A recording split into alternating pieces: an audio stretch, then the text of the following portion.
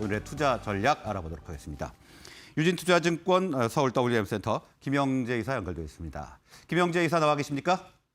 네, 안녕하십니까. 네, 안녕하십니까. 오늘 어떤 투자 전략 가져가면 좋겠습니까? 네, 일단 오늘 주목하는 이슈는 현재 주목받고 있는 이슈 뒤에 찾아올 3분기 실적 시즌과 관련된 것인데요. 지금부터 3분기 실적 시즌에 초점을 맞춘 투자가 필요하다는 내용입니다. 현재 시장은 중국 헝다그룹 파산과 관련해서는 부담감이 많이 사라진 듯한 모습이 보이고 있고, 미국 부채 협상 실패에 따른 셧다운을 우려하는 분위기가 나타나고 있습니다. 그리고 주목하는 경제 지표로는 미국 8월 개인 소비 지출인 PCE를 들 수가 있는데, 만일 개인 소비 지출 물가 지수가 전월 대비 대폭 낮아지는 모습이 나온다면 인플레이션 우려감이 한층 완화되면서 테이퍼링 및 미국 금리 인상 시기에 대한 생각도 긍정적으로 전환될 가능성이 있다고 보고 있습니다. 따라서 미국의 부채 한도 협상과 개인 소비 지출 지표 확인 이후에 돌아오는 실적 시즌이 4분기 지수 상승에 매우 중요한 이벤트가 될 것으로 보고 있습니다.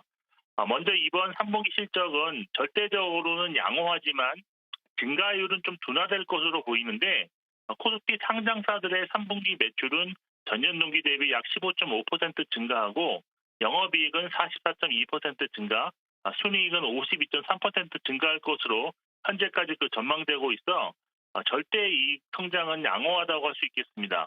하지만 증가율 측면에서 접근해 본다면 올해 1분기에 118% 증가율과 2분기에 92% 증가율보다는 훨씬 낮은 증가율이 나올 것으로 예상된다는 점에서 2분기부터 이어진 경기 정점 우려감을 잠재우지는 못할 것으로 보고 있습니다.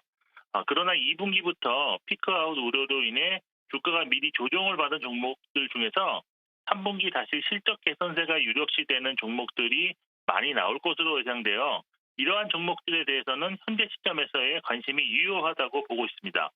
업종별로는 전기전자, 운송, 철강, 은행, 통신 업종의 이익 개선세가 높을 것으로 기대되고 있는데, 3분기 실적이 대폭 개선된다고 하더라도 이미 주가가 선반영에 상승한 업종이라면 신중한 전략이 필요한데, 대표적으로 철강 업종이 이러한 업종에 속한다고 보입니다. 그리고 현재 실적이 좋긴 하지만 경기 및 실적 피크아웃 우려감이 여전한 만큼 내년 실적 성장이 확실하게 예상되는 위드 코로나 관련주에 대한 관심을 좀 더 높여가는 시점이라 보이는데, 예상외로 3분기 실적이 양호할 것으로 기대되는 항공업종과 이제부터 실적 회복세로 진입할 것으로 기대되는 여행업종에 관심을 가져야 할 것으로 보고 있습니다. 그리고 역발상 관점에서 실적 시즌에 소외받는 실적과 무관한 바이오 업종에도 관심을 가지는 전략도 최근 분위기에서는 가능하지 않을까 생각하고 있는데, 위드 코로나 초기에는 확진자가 급증할 가능성이 있기 때문에 선침해 차원에서의 접근도 유효하다고 보고 있습니다. 네, 일단 코스피 기업들의 3분기 실적이 상당히 좋게 나타날 것으로 예상이 되지만 일단 2분기부터 이어져 왔던 경기 정점 우려가 있기 때문에 좀 유의해서 살펴봐야겠다. 이렇게 분석을 해주셨고요. 자, 그러면 오늘 어떤 종목에 주목하고 계십니까? 네, 일단 첫 번째로는 삼성전자입니다. 저는 개인적으로는 삼성전자를 좋아하지는 않지만 이번 실적 시즌에는 단기적 반등 가능성이 있다고 보고 있습니다. 먼저 삼성전자의 3분기 예상 실적은 영업이익 기준 15조 7천억 원으로 컨센서스가 형성되어 있는데, 일부 증권사에서는 17조 원대까지도 전망하는 것도 몇 군데 있을 정도로 추정치가 상향 조정되고 있는 중입니다.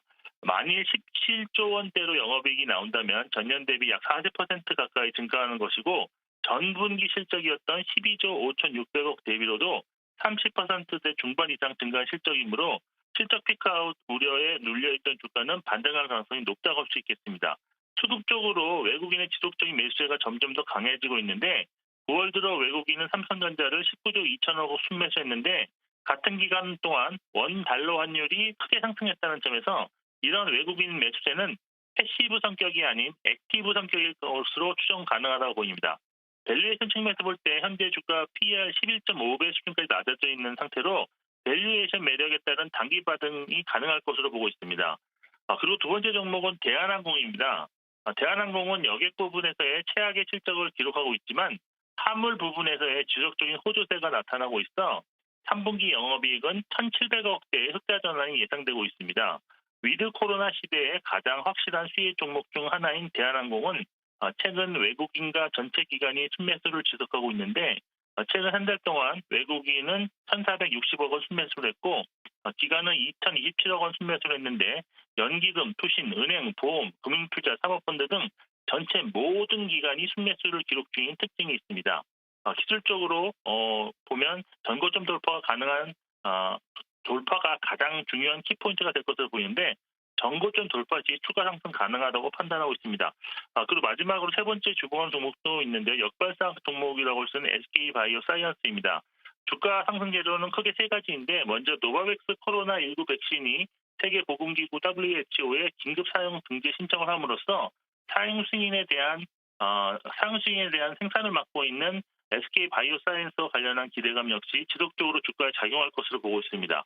수급적으로 보면 6개월 보호예수 종료로 인해서 기관 투자자들의 매물이 지속적으로 출회될 것으로 보이는데 이러한 부정적인 이슈가 주가에 선 반영되었고 향후 나올 물량도 점진적으로 감소할 것으로 보여서 단기적 주가 보임 요인으로 제한될 것으로 보고 있습니다.